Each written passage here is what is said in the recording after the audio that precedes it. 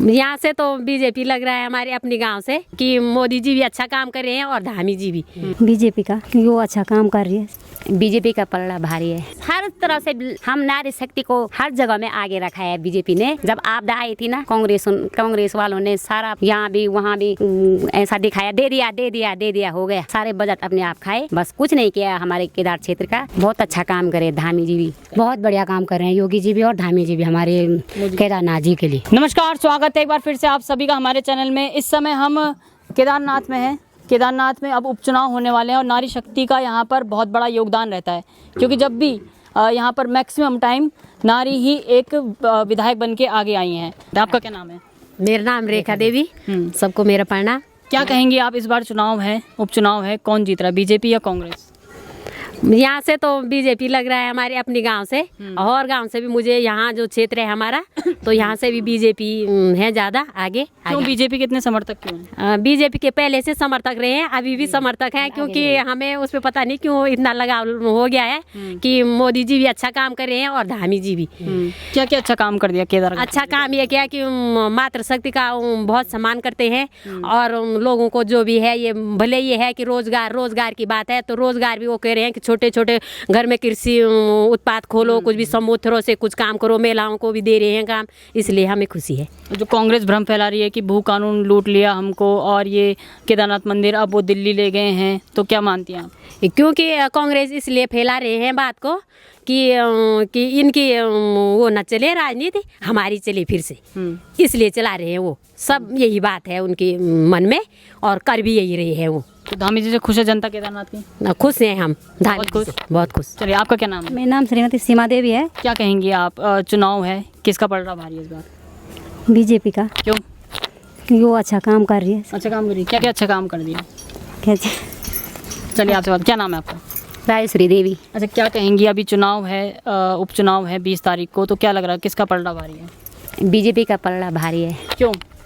क्योंकि बीजेपी जो है हर जगह में आगे, हम महिलाओं को आगे रखा है बीजेपी ने। हमें हर जगह में आगे आने का मौका दिया है। हर तरह से हम नारी शक्ति को हर जगह में आगे रखा है बीजेपी ने। और जैसे हमारे मंदिरों की भी सौंदर्यकरण करने में भी आगे है। कहीं भी जाओ मंदिर, चाहे राम मंदिर से लेकर चाहे ग्रामीणों के लिए भी, मतलब अपने ये सारे ये जो कांग्रेसी है ना, वो तो 24 घंटा यही कहते हैं, हम हिंदू के लिए कुछ सोचते ही नहीं कि ये मंदिर बनाए नहीं, ये पूजा करे नहीं, केवल हर मतलब उनको विकास करने की कहीं भी उनकी इच्छा नहीं है। पहले हमारे केदार क्षेत्र में बहुत बार कांग्रेस रही है। जब आपदा आई थी ना, कांग्रेस वालों ने सारा यहाँ भी वहाँ भी ऐसा दिखाया, दे दिया हो गया। सारे बजट अपने आप खाए, बस कुछ नहीं किया हमारे केदार क्षेत्र का। जब से बीजेपी आई तब से थोड़ा। धामी जी कैसा काम कर रहे हैं केदार क्षेत्र के लिए? बहुत अच्छा काम करे धामी जी भी। मोदी जी भी अच्छा काम करे। तो इस बार मतलब 20 तारीख को वोट किसको जाएगा? उपचुनाव में बीजेपी को। बीजेपी। धन्यवाद। क्या नाम है आपका? सुजान सिंह।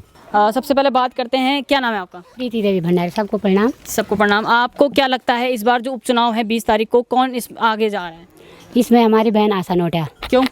क्योंकि हमारे क्षेत्र में यहाँ के लिए, केदारनाथ घाटी के लिए हमें ऐसे ही विधायकों की ज़रूरत है, और जो ऐसे विधायक हैं जो हमारे केदार घाटी के लिए काम करते हैं। क्यों मनोज रावत भी उम्मीदवार है, वो काम नहीं करते? काम करते हैं, पर लेकिन हमें मंदिरों के प्रति ये नहीं होना चाहिए कि यहाँ का मंदिर वहाँ जा रहा है, वहाँ का मंदिर जा रहा है, और गांव में या कहीं देशों में ये लड़ाई हो कि ये हो गया, वो हो गया, ये नहीं चाहिए हमें। अच्छा, केदारनाथ की बात आती है तो अभी केदारनाथ में एक बयान आया मनोज रावत का 2 हफ्ते पहले। वो कह रहे हैं, एक चैनल को इंटरव्यू दिया उन्होंने, कि जो केदारनाथ में शिवलिंग है वो एक पत्थर ही तो, एक शिला ही तो है।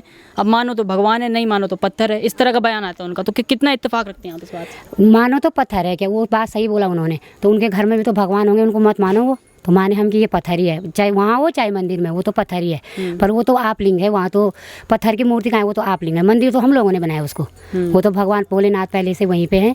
वो तो हम लोगों ने यहाँ से वहाँ से दीवार दे के मंदिर का उसका निर्माण करके उसको मंदिर बनाया है, केदार धाम बनाया है। वो ये थोड़ी नहीं है कि पत्थर है, पत्थर बोलने से थोड़ी नहीं होता है। बोलने से कुछ नहीं होता है, कुछ करके दिखाना पड़ता है, तब होता है। अच्छा, मोदी जी और धामी जी किस तरह का काम कर रहे हैं केदारनाथ घाटी के लिए खासकर? बहुत बढ़िया काम कर रहे हैं योगी जी भी और धामी जी भी हमारे केदारनाथ जी के लिए।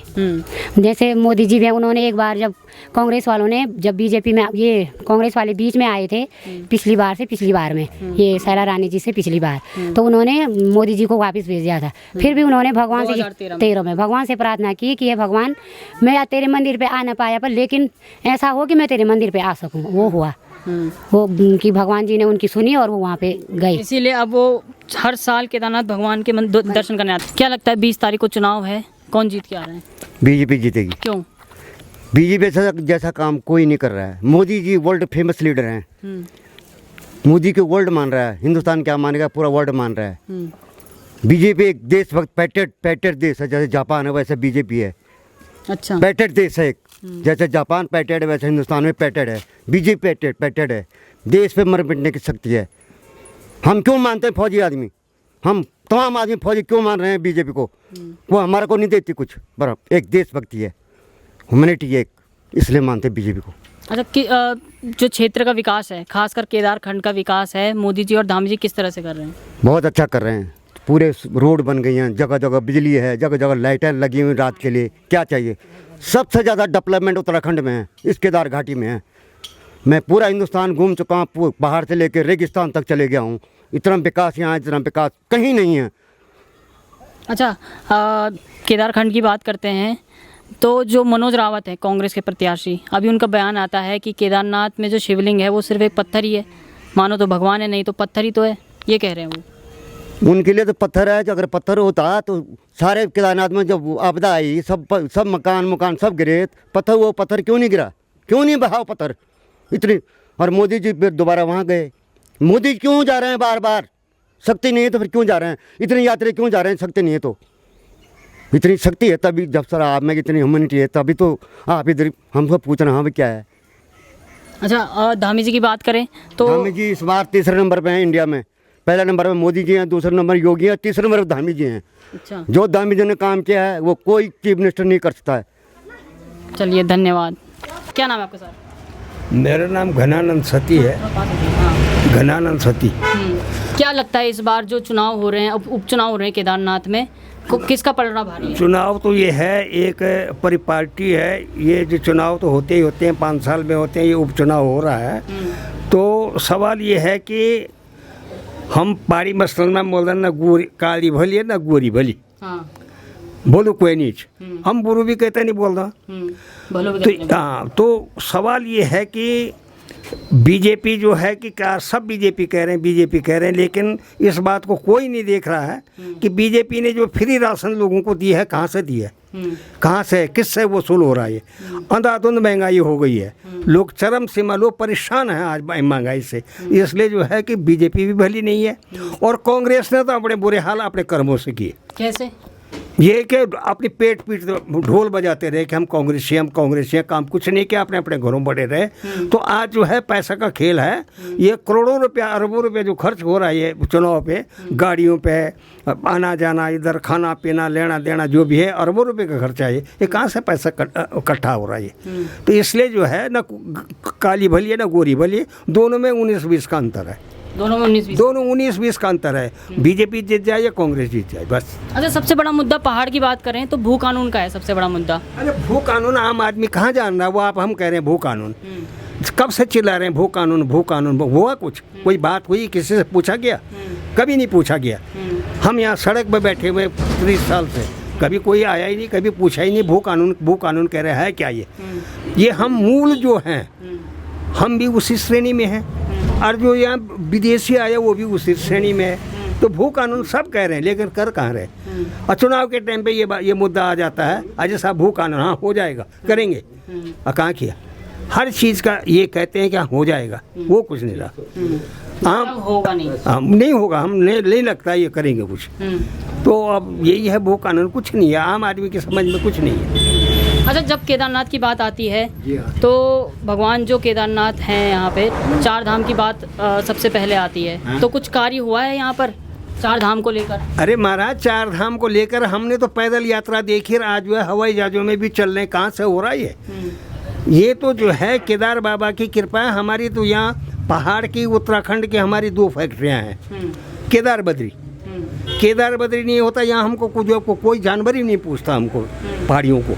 तो इसलिए जो है केदार बाबा की बड़ी कृपा है हम लोगों पे, जो यहाँ जो है कि लोग आ रहे हैं, यात्री आ रहे हैं और यहाँ का रोजगार बढ़ रहा है बस।